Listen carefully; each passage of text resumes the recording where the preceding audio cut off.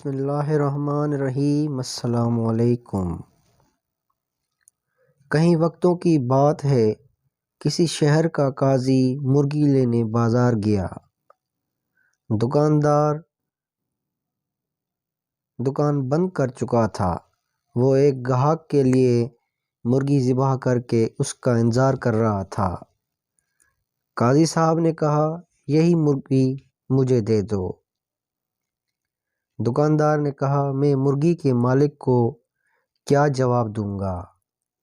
قاضی صاحب نے کہا، گاہک سے کہہ دینا مرغی اڑ گئی، بات بڑھے گی تو معاملہ میرے پاس ہی آئے گا۔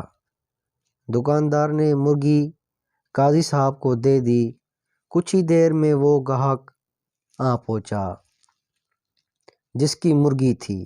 مرغی طلب کرنے پر دکاندار نے بتایا کہ مرغی اڑ گئی۔ وہ نہ مانا اور دکاندار کو پکڑ کر قاضی کے پاس چل دیا۔ راستے میں دو افراد جھگڑ رہے تھے۔ دکاندار بیچ بچاؤ کرنے لگا تو اس کی انگلی لڑنے والوں میں سے ایک شخص کی آنکھ میں لگ گئی، جس سے اس کی آنکھ ضائع ہو گئی۔ وہ یہودی تھا، سو وہ بھی اپنا معاملہ لے کر قاضی صاحب کی طرف ساتھ ہی چل پڑا۔ دکاندار بہت پریشان تھا کہ مرغی کے معاملے میں تو قاضی بچا لے گا، مگر اس کے معاملے میں کیا ہوگا؟ دکاندار سوچ ہی رہا تھا، اتنا پریشان ہوا کہ اچانک ہاتھ چھڑا کر بھاگا اور مسجد کے مینار پر چڑھ کر نیچے کود کیا۔ نیچے ایک بوڑھا شخص کھڑا تھا۔ دکاندار سیدھا اس پر آ گرا اور وہ بوڑھا شخص وہیں مر گیا۔ مرنے والے بوڑھے شخص کے بیٹے نے دکاندار کو پکڑ لیا۔ جب اسے پتہ چلا کہ اس دکاندار کو قاضی کے پاس پیشی کے لیے لے جایا جا رہا ہے تو وہ بھی ساتھ ہو لیا۔ معاملہ قاضی کی عدالت میں پہنچا تو سب سے پہلے مرغی والے گاہک نے اپنا مقدمہ درج کروایا۔ میں مرغی ذبح کروا کر گیا تھا، اب دکاندار کیسے کہہ رہا ہے کہ مرغی اڑ گئی؟ بھلا مری ہوئی مرغی کیسے زندہ ہو سکتی ہے؟ قاضی صاحب نے مدعی کو غصے سے دیکھا اور کہا، کیا مرنے کے بعد دوبارہ زندہ ہونے پر تمہارا ایمان نہیں ہے؟ یہ سن کر وہ ڈر گیا کہ کہیں کفر کا فتویٰ نہ لگ جائے۔ اس نے کہا، بالکل، میں مرنے کے بعد دوبارہ زندہ کیے جانے پر یقین رکھتا ہوں۔ قاضی صاحب نے جواب دیا، تو مرغی کے زندہ ہونے پر تمہیں یقین کیوں نہیں؟ بیچارہ کیا کرتا؟ قاضی کے سامنے فیصلہ تسلیم کرنے کے سوا اس کے پاس کوئی چارہ نہ تھا۔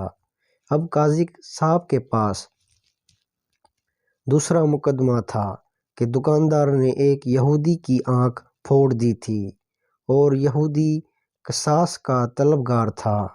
چونکہ یہودی کے لیے قصاص ادھار مقرر تھا، اس کے لیے قاضی صاحب نے فیصلہ سنایا کہ یہودی ایک آنکھ پھوڑی ہے، اس لیے نصف قصاص دشوار ہوگا، بہتر ہے دکاندار یہودی کی دوسری آنکھ بھی پھوڑ دے اور یہودی بدلے میں نصف قصاص یعنی دکاندار کی ایک آنکھ پھوڑے گا۔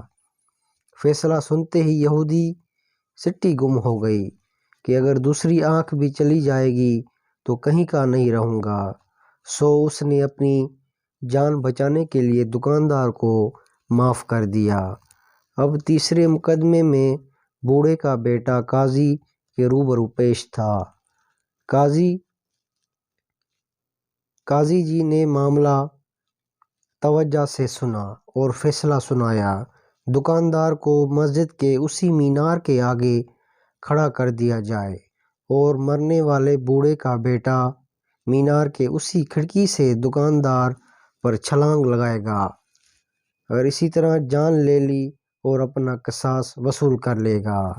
بوڑھے کے بیٹے نے کہا، قاضی صاحب، اگر دکاندار ذرا سا بھی ادھر ادھر ہوا تو میری اپنی جان چلی جائے گی۔ قاضی صاحب نے جواب دیا، تمہارا باپ بھی تو ادھر ادھر ہو سکتا تھا نا۔ دوستو، امید کرتا ہوں آپ کو یہ ویڈیو اچھی لگی ہوگی۔ ہمارے چینل کو سبسکرائب کریں اور